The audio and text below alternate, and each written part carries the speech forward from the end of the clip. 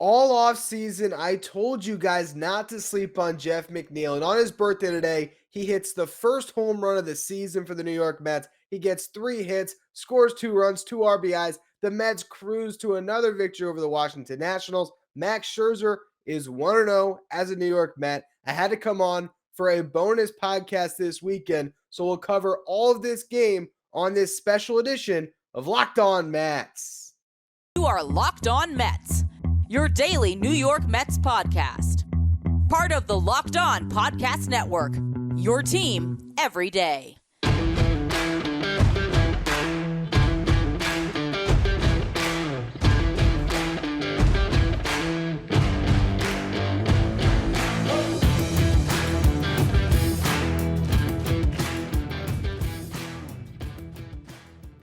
Hello to all you amazing Mets fans. You're watching Locked On Mets, part of the Locked On Podcast Network, your team every day.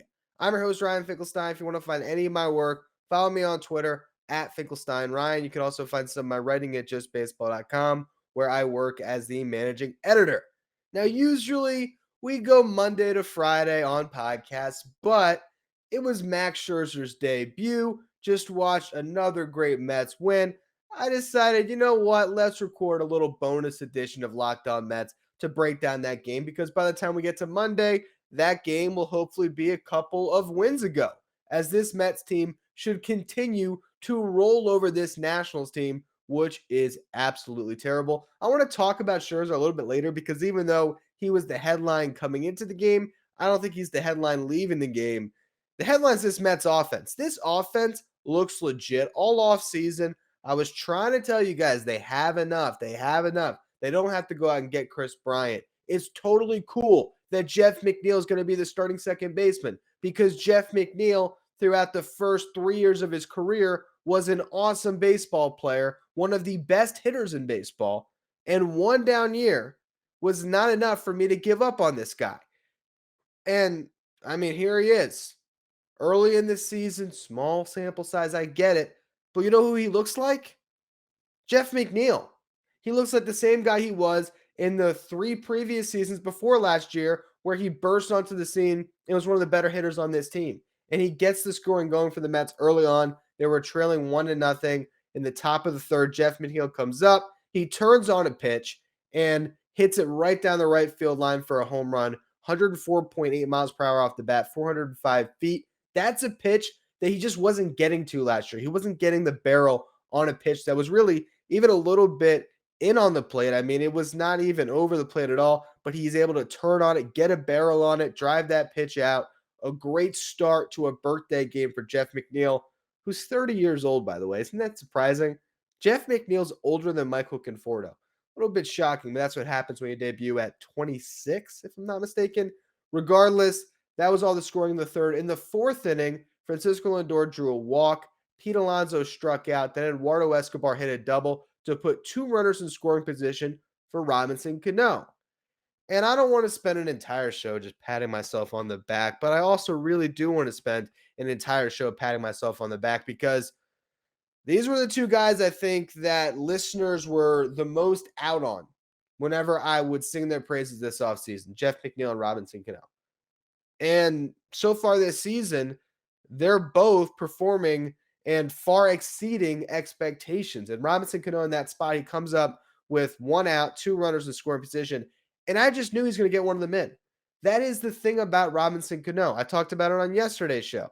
The guy is a professional hitter, and he is a player that has great baseball IQ, good fundamentals. Just get something done.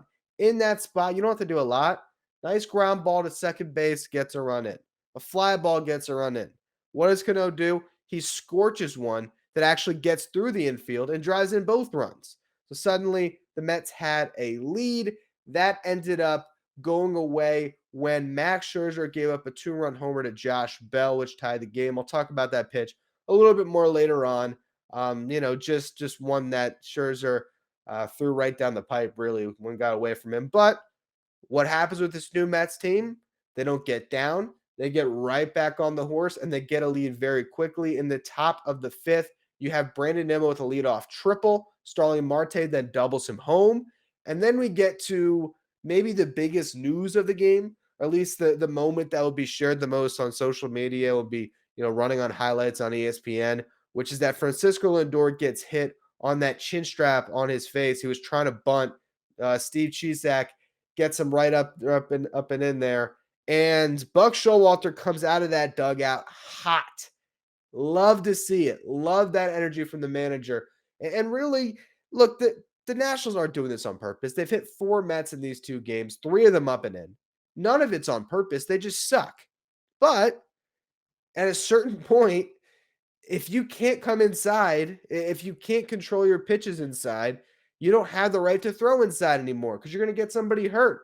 And you know what? The Mets are playing for something this season, unlike the Nationals. So they don't need Francisco Lindor getting hit in the face. And so I like the energy from the Mets in that spot, the way they responded to it. Look, nothing was intentional again. I'm glad the Mets didn't go out and bean somebody. I know that fans always want that. I even egged it on a little bit on Twitter saying that Juan Soto was due up fourth after that incident. I was just joking. I don't like throwing at people to get retaliation under most circumstances. And in this one, again, there was no intent behind it, so I'm fine with it. But it is just good to see everyone have each other's back. Lindor thanked his teammates. He was mic'd up for the game for Apple TV. He thanked his teammates on the way out, so that was good to see. Just more camaraderie. That's how you build a good culture. And ultimately, Lindor's okay. So that's the big thing to take away from it. He is not going to miss any time. X-rays clean. He concussion clean. I imagine he'll be in the starting lineup on Saturday. So moving on from there, the Mets did not score after that. You had another incident here where the Mets were able to rally in the. This is me getting scrambled on my notes. You know what? You just heard it live. I figured I might as well address it. So they didn't score after that. Later on, Mark Cano got a leadoff single in the 6th.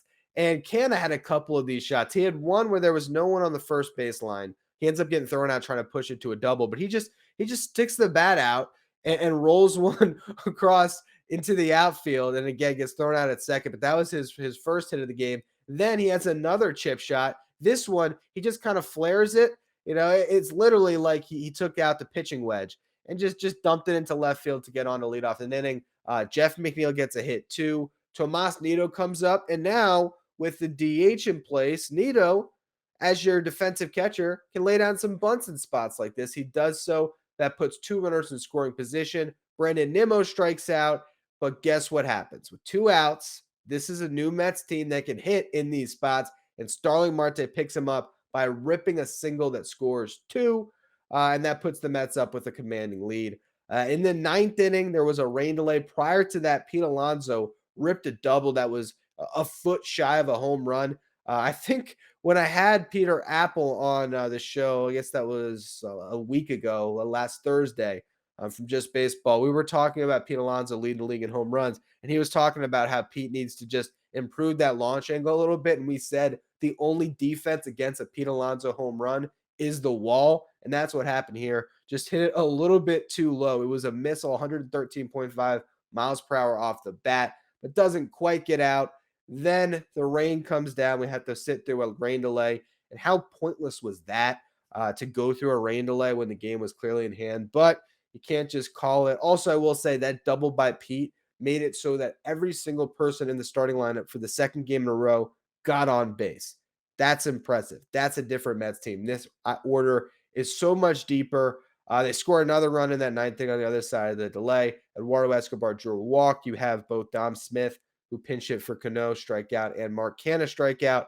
But with 2 outs, Jeff McNeil comes up in a game the Mets already had in hand, and he just fought. Again, he looked like Jeff McNeil. He falls behind 0-2. He's able to spit on some breaking pitches, get the count even, fouls off some pitches, works a full count, and in an 8-pitch at bat, he ultimately is able to get a base hit to get 1 extra insurance run.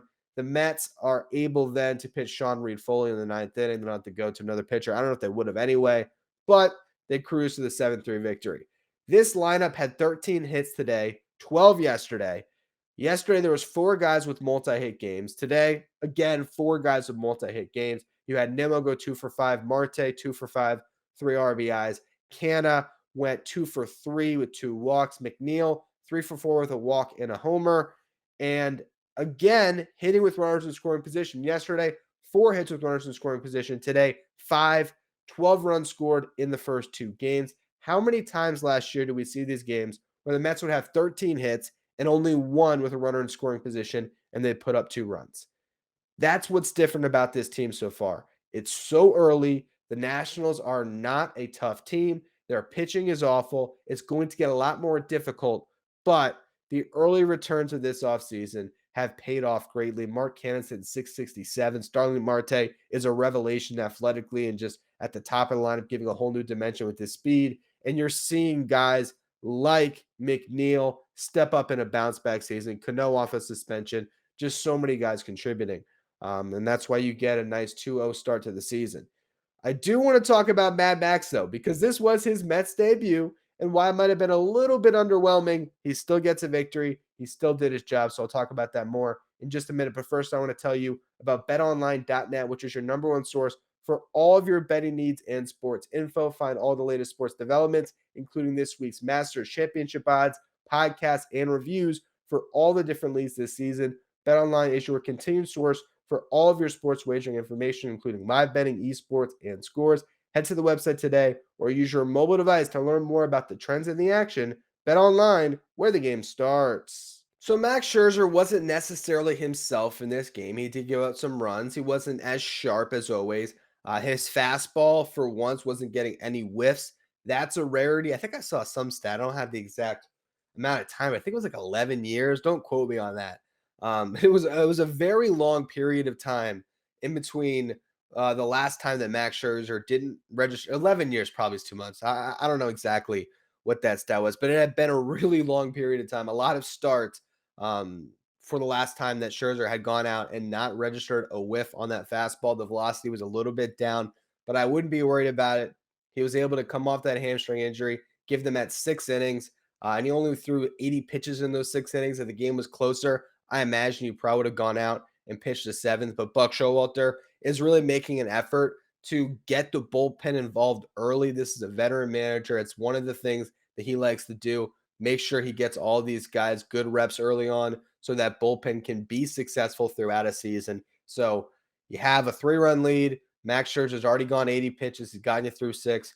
Go to the bullpen. But a really good performance overall. Again, it wasn't flashy. He didn't strike out 12 and shut out the Nationals and just dominate. There wasn't these big moments, but he's a workhorse, and we still saw that. And I do think that part of the runs he gave up was just based on the fact that he was really going after these hitters.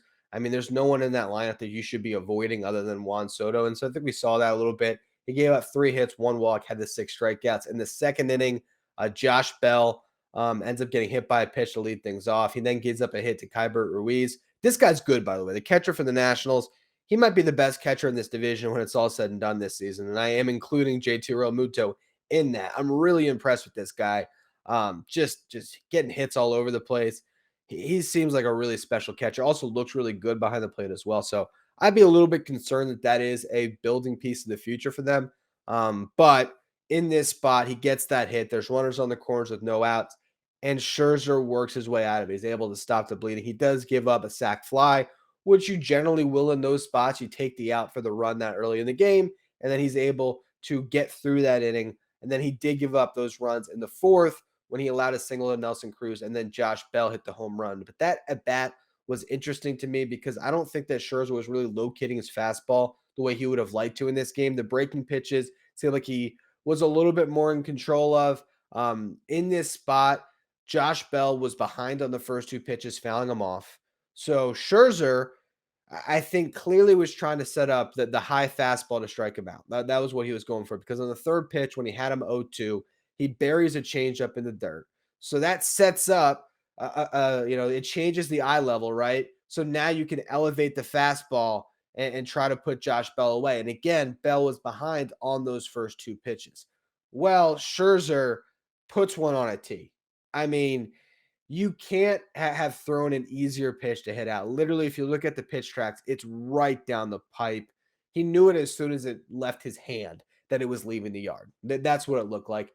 And obviously, Josh Bell is a hitter that can, make you pay for those mistakes. He does, hits the 2-run homer, but after that, Scherzer buckled down. He ends up, retiring or facing the minimum to get the final 9 outs of his outing there.